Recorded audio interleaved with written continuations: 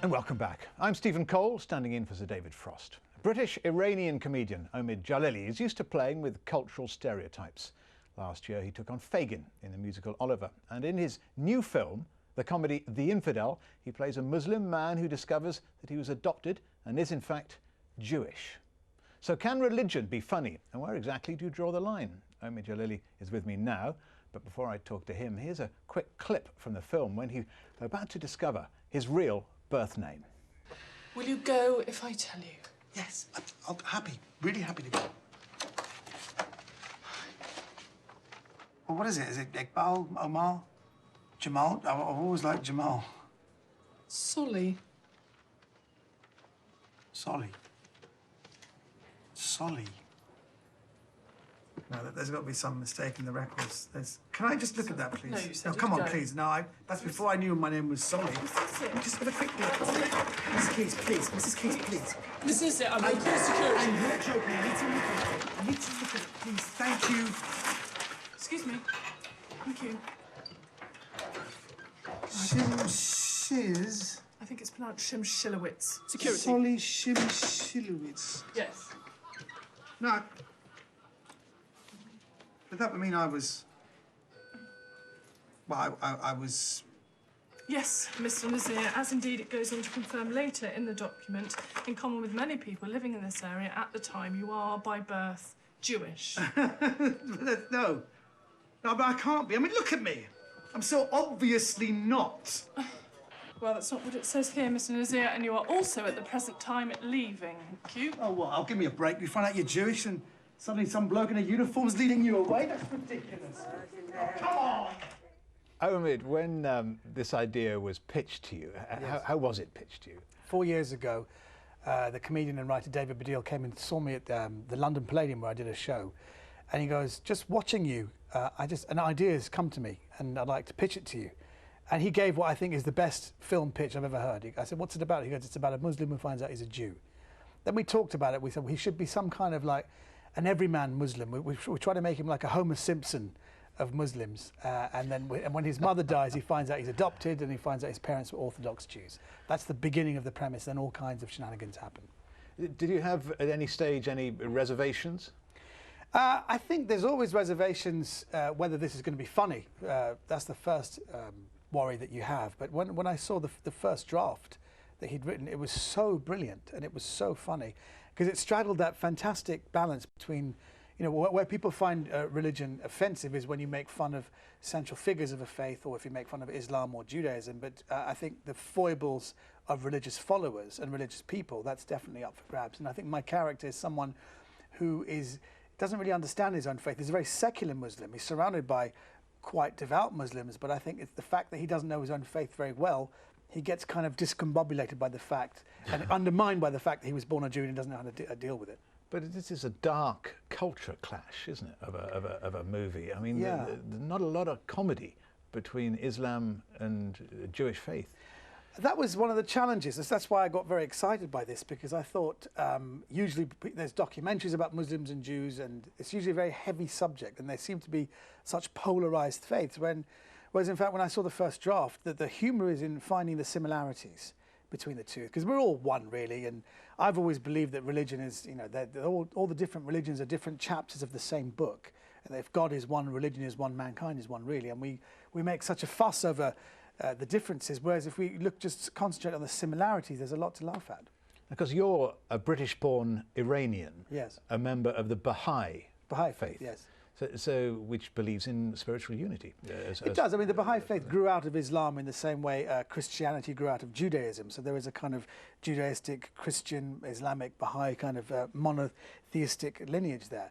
And that's why David actually said to me, we've got a very Baha'i moment, which is when the two hands are on the Torah and the Quran, and he has to embrace both his faiths to kind of understand who he is.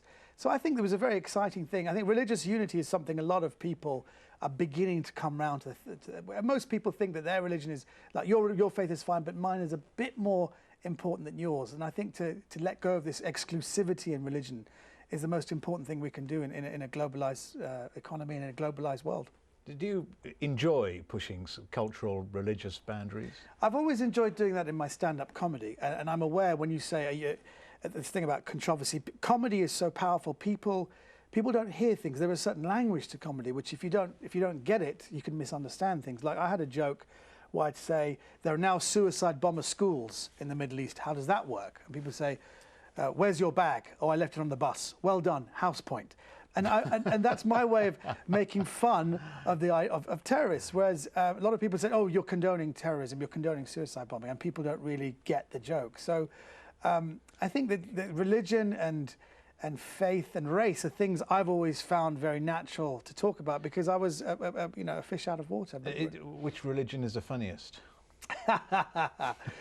Well, it's a difficult one because, Woody Allen, who is Jewish, he says comedy is tragedy plus time. Mind you, Woody Allen also said, I know I raised you as my daughter, but would you have sex with me? So you've got to be very, very careful about which religion is the funniest. But I think every culture deals with humour in a different way. I know that in Britain, if you don't like a comic, you heckle them. In the Middle East, we hang them, which is a very, very difficult thing if you're just starting out as a comic. So I think every culture, every religion has humour, that they just do it in different ways. You don't get called back, do you? No. And you kicked off in stand-up comedy. Yes, is that the most difficult comedy? It is because I know stand-up comedy has become it's so difficult to keep an audience going because there are so many there's so many brilliant stand-up comics, and if you don't keep an audience, if you don't get them in the first 10 seconds, they will heckle. In Britain, they will heckle. I saw a comedian about 5 years ago. He wasn't funny in the first 10 seconds, and people say, "You're not funny. Get off." He goes, "Give me a chance." He goes, "You're not funny. Bugger off." And he goes, "Well, actually, do you know, I'm a schizophrenic."